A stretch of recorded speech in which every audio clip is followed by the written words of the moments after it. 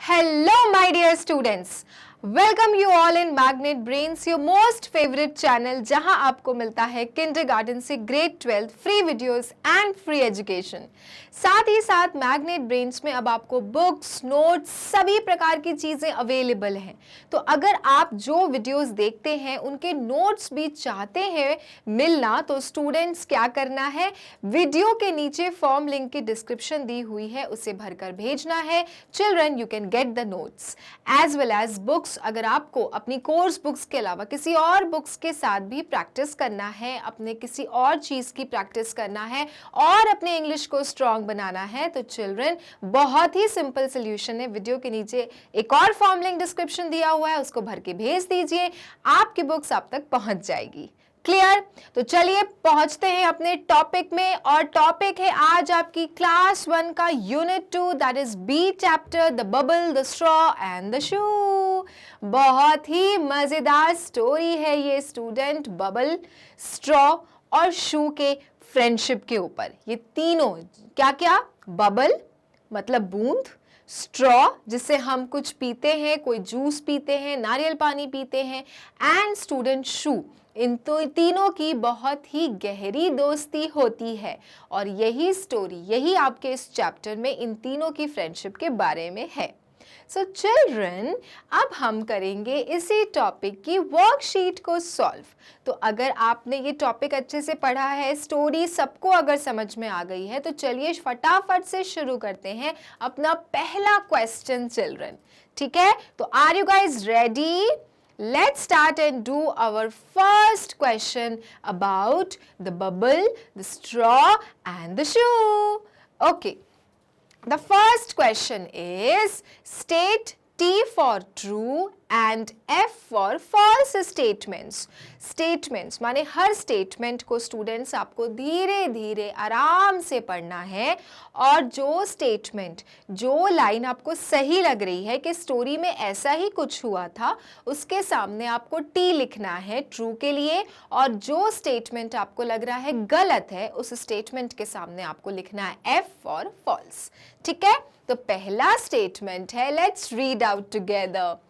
Bubble, straw and shoe were not friends. पहला statement में ये बोला जा रहा है कि जो बबल है, स्ट्रॉ है और जो शू है, क्या वो तीनों एक दूसरे के दोस्त नहीं थे?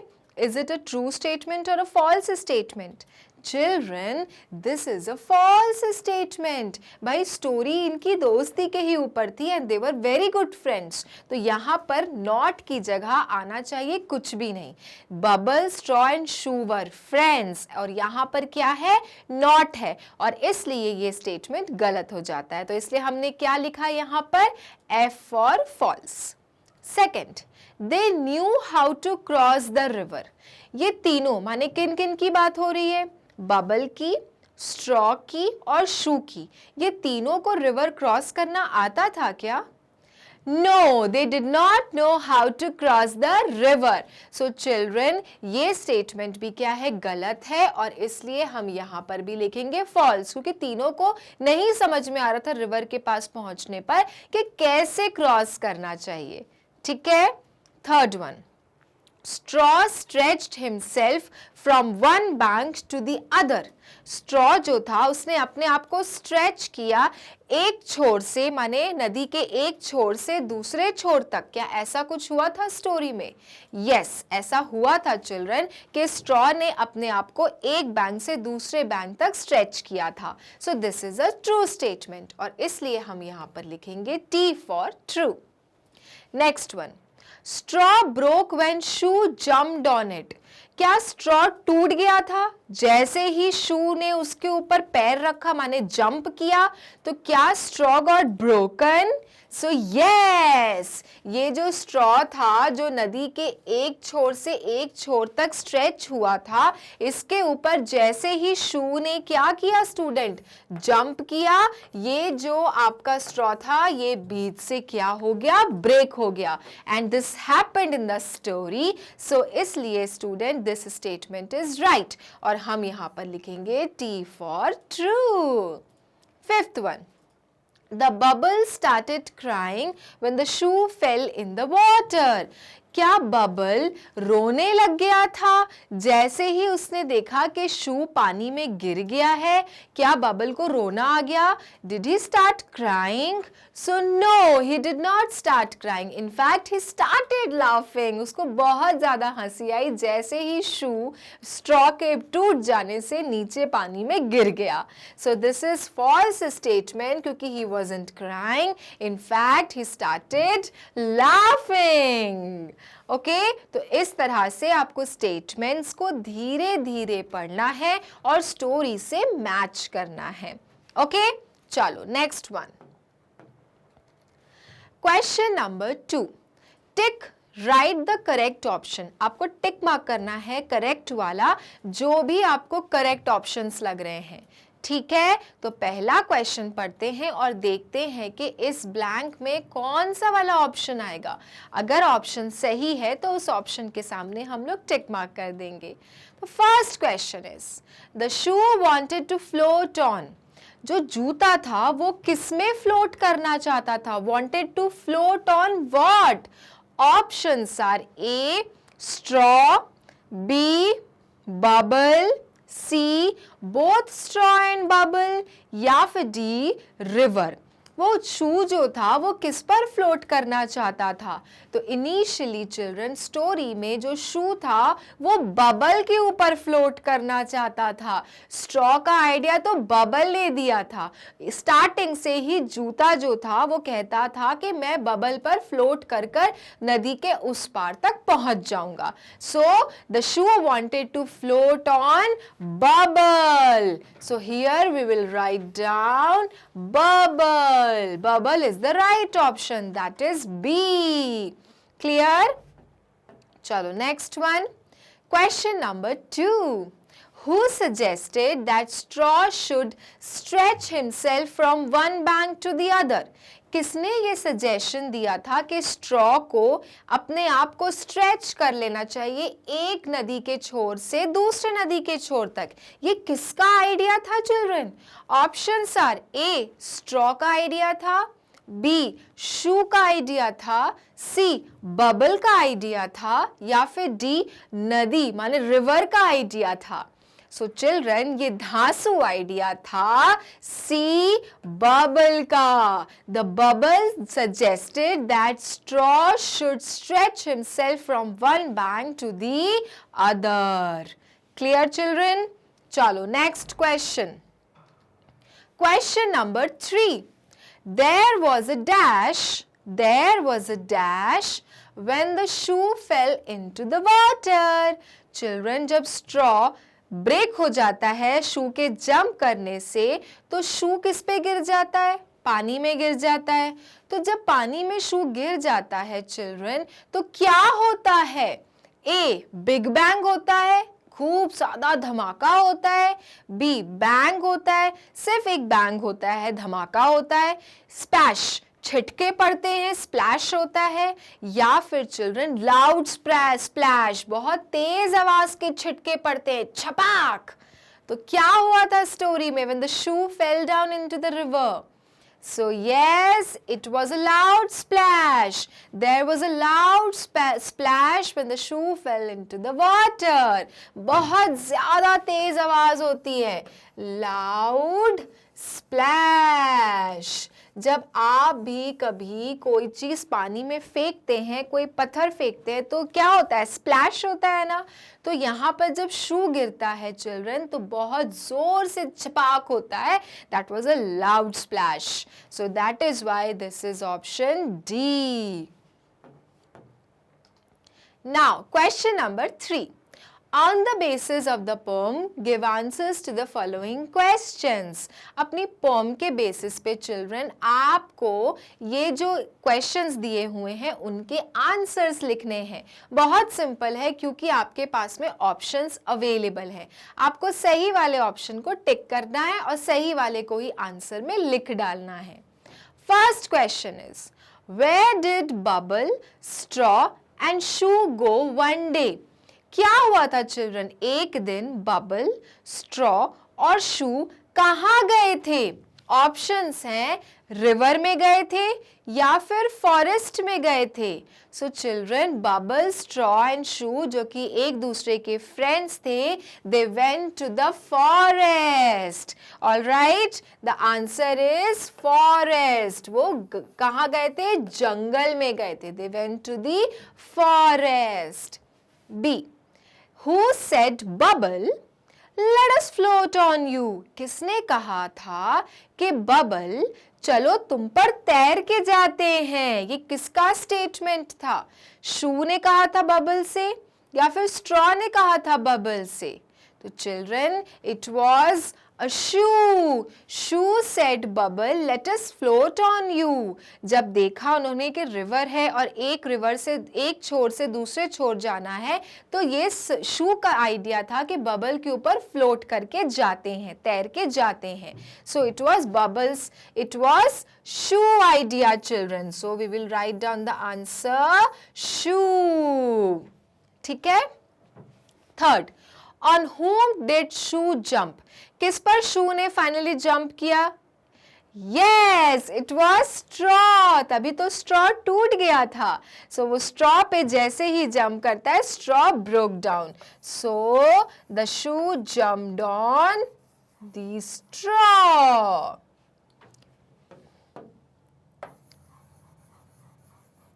So देखा चिल्ड्रन आप लोगों ने कि जब आप अच्छे से सारी चैप्टर को पढ़ते हो, उसके सारे एक्सप्लेनेशन को पढ़ते हो, तो आपको सारे आंसर्स कितने आराम से आने लगते हैं। तो यहाँ तक सब कुछ क्लियर है? Any doubts here? All right, so let's move to our another question which is coming. Question number 4, circle the correctly spelled words from the following. Students, आपको सही स्पेलिंग फाइंड आउट करना है। Yes, क्योंकि यहाँ पर can you see the columns A, B and C? इनमें तीनों line में कोई एक स्पेलिंग है जो सही तरीके से लिखी गई है। आपको वो सही स्पेलिंग को फाइंड आउट करना है और उसको सर्कल करना है। ठीक है, तो चलो हम शुरुआत करते हैं अपने फर्स्ट वाली स्पेलिंग से।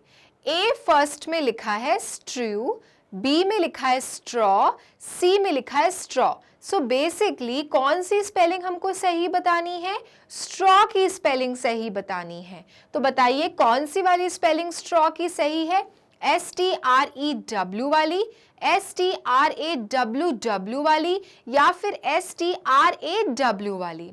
And the right answer is STRAW. The correct spelling of straw is STRAW. Next, forest, forest, forest. अब ये तो समझ में आ गया कि हमसे पूछी जा रही है सही स्पेलिंग फॉरेस्ट की। तो कौन सी वाली स्पेलिंग फॉरेस्ट की सही है? And the correct spelling of forest is F-O-R-E-S-T. F-O-R-E-S-T सही स्पेलिंग होती है फॉरेस्ट की, ध्यान में रखना। Third, river, river, river. तो कौन सी वाली रिवर की स्पेलिंग सही है? नदी, रिवर, कौन सी स्पेलिंग सही है? Which spelling is correct?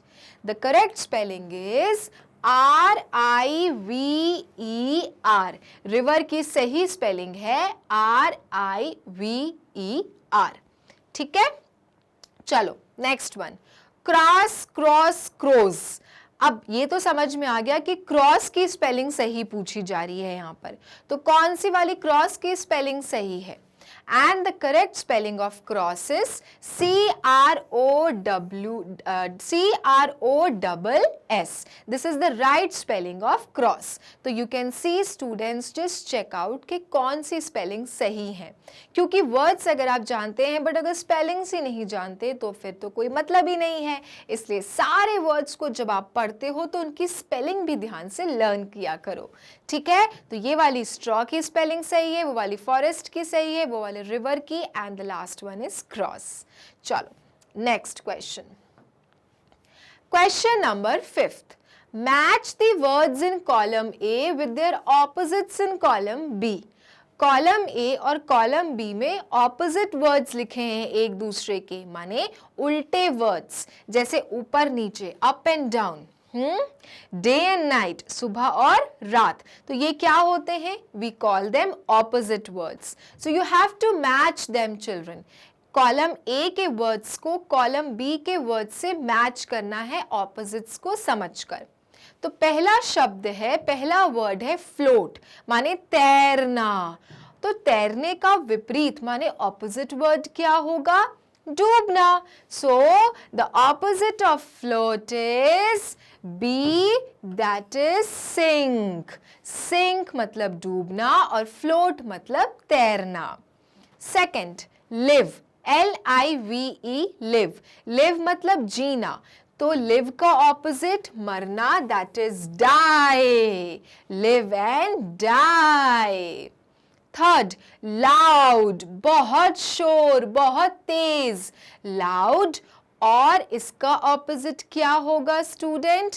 Loud and soft. बहुत ही सॉफ्ट म्यूजिक बज रही है, मतलब धीरे धीरे मधुर ध्वनि बज रही है. लाउड, बहुत ही तेज शोर हो रहा है, आवाज कितनी तेज है, that is loud. So the opposite of loud is soft. Next, wet. Wet मतलब गीला, तो गीले का ऑपोजिट होता है सूखा, तो opposite of wet is dry. Opposite of wet is dry. Next, young माने जवान, opposite of young is old. The opposite word of young is old. Young मतलब जवान, ओल्ड मतलब बूढ़ा. So these words are opposite words for each other. Float, sink, live, die, loud, soft, wet, dry, young, old. Clear? चलो. Question number 6.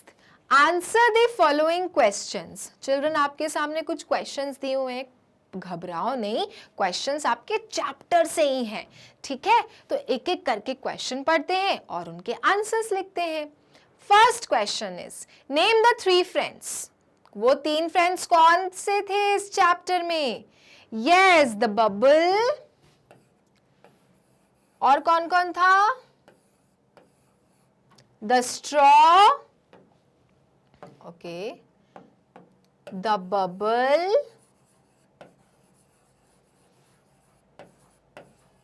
The straw, और साथ में कौन था? And the shoe. The bubble, the straw and the shoe. Right? They 3 were friends and they were very very good friends. वो हमेशा साथ में रहते थे. So the bubble, the straw and the shoe. ये आपका आंसर है. Second question. What did they want to do? ये तीनों फ्रेंड्स आखिर में क्या करना चाहते थे? They wanted to cross the river. वो फॉरेस्ट तक आ जाते हैं, फिर उनको एक नदी मिलती है और वो नदी को क्रॉस करना चाहते हैं. So ये तीनों फ्रेंड्स क्या करना चाहते हैं? They wanted to cross the river. So let's write down the answer. They wanted, वो क्या चाहते थे? They wanted to cross the river. They wanted to cross the river. Clear? So student, इस तरह से चैप्टर को समझना है कि क्वेश्चन के आंसर तुरंत तुरंत बनते चले जाएं.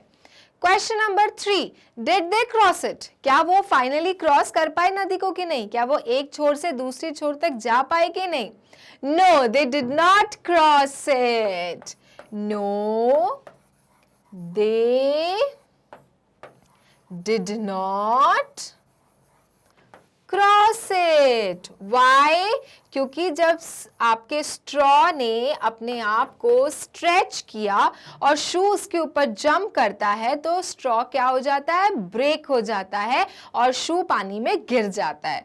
तो उसमें हमें नहीं पता कि वो उन्होंने रिवर को क्रॉस किया कि नहीं किया. So no, according to the chapter, no, they did not cross it. ठीक है? Okay. Now, question number 7. Count and write the number of things shown. One is done for you. Children एक example किया हुआ है इस question का, कुछ नहीं करना है, बहुत ही मजेदार क्वेश्चन है। पिक्चर्स कैन यू सी, आपको पिक्चर्स में जो भी ऑब्जेक्ट्स दिख रहे हैं उन्हें काउंट करना है और उनके नंबर्स को यहाँ पर लिखना है। पहला एग्जाम्पल है, there are 3 balloons, 1 2 and 3 balloons ही है ना, तो वहां पर लिख दिया गया भाई देयर आर 3 बलून्स।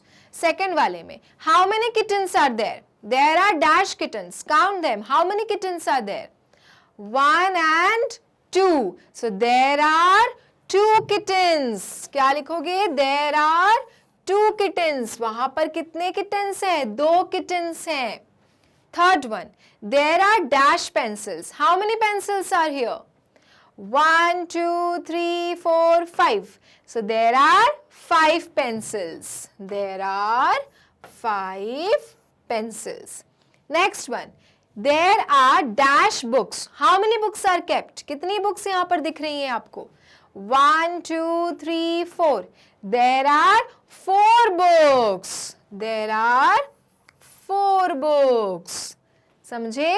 चलो last one, there is dash glass, वहां पर कितना ग्लास दिख रहा है, 8-10, नहीं, देयर इज ओनली 1 ग्लास, तो इसलिए हम लोग लिखेंगे देयर इज 1 ग्लास, समझे।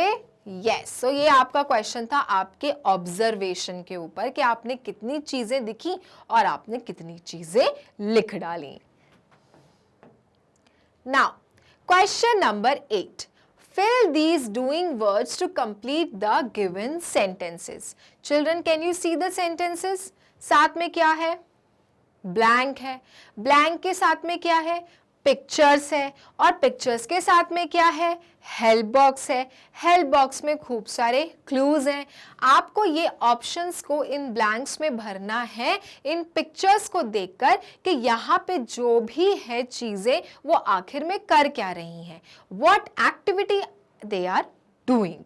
ओके, तो पहला, Sita is, this girl whose name is Sita, what is she doing, मुझे तो ये डांस करती नजर आ रही है। Let's find out in the help box. So yes, dancing is given here, so Sita is dancing. ठीक है, सीता इज डांसिंग। चलो second one, Ram is, Ram जो यहाँ पर कॉपी किताब खोल के बैठे हैं टेबल पर, राम क्या कर रहे हैं, Ram is writing, he is writing, क्योंकि उसके हाथ में क्या है, पेन है, तो Ram is writing. Next one, the rabbits are dash, ये जो 2 रैबिट्स आपको दिख रहे हैं ना फुदकते हुए, ये आखिर कर क्या रहे हैं, the rabbits are jumping, they are jumping. So let's write down the answer here, the rabbits are jumping, क्योंकि ये क्या है, ये एक्शन हो रहा है और इसलिए हमने जंपिंग माने ING लगाया है वर्ड के पीछे। Next, she is, what is she doing, क्या दिख रहा है, Yes, she is swimming, वो तैर रही है, she is swimming. Next, the fan is, fan क्या होता रहता है, घूमता रहता है, हवा देता रहता है, तो फैन क्या होता रहता है, स्पिनिंग, स्पिनिंग मतलब घूमना। Okay, the fan is spinning children, the fan is spinning, SPINNING, the fan is spinning। तो यहाँ पर एक चीज यहाँ पर ध्यान देने वाली बात है कि देखो जो भी एक्शन हो रहे होते हैं तो हम वर्ड के पीछे ING लगाते हैं। तो धीरे धीरे स्टूडेंट्स आपको ये चीज़ें प्रैक्टिस में लानी होंगी कि जो भी एक्शन ऑन गोइंग होता है माने चल रहा होता है उन वर्ड्स के पीछे वी ऐड ING। जैसे डांस के पीछे हमने क्या ऐड कर दिया, ING। सिमिलरली राइट के पीछे हमने क्या ऐड ऐड कर दिया, ing, राइटिंग बना दिया। देन जंप के पीछे हमने क्या ऐड कर दिया, ing, तो हमने जंपिंग बना दिया। स्विम के पीछे हमने क्या ऐड कर दिया, ing, तो हमने स्विमिंग बना दिया। सिमिलरली हमने स्पिन के पीछे क्या ऐड कर दिया, ing, तो हमने स्पिनिंग बना दिया। सो दोज एक्टिविटीज जो चलते रहते हैं कंटिन्यूअसली, हम उनके पीछे ing लगा देते हैं। क्लियर? सो चिल्ड्रन, इस तरह से you have learned the words which is continuously happening. Okay, so ये थी आपकी worksheet on the topic the bubble, the straw and the shoe, जिसके हमने बहुत सारे क्वेश्चंस किए और साथ में लैंग्वेज बेस्ड क्वेश्चंस भी किए। तो सिमिलर तरीके से हम अगली वीडियो में भी इंग्लिश की वर्कशीट करने वाले हैं और अलग अलग तरह के क्वेश्चंस को सॉल्व करेंगे। तब तक के लिए मैग्नेट ब्रेन्स को लाइक, फॉलो, सब्सक्राइब करना है, क्योंकि मैग्नेट ब्रेन्स देता है किंडरगार्टन से grade 12 free videos and free education. Till then, bye bye.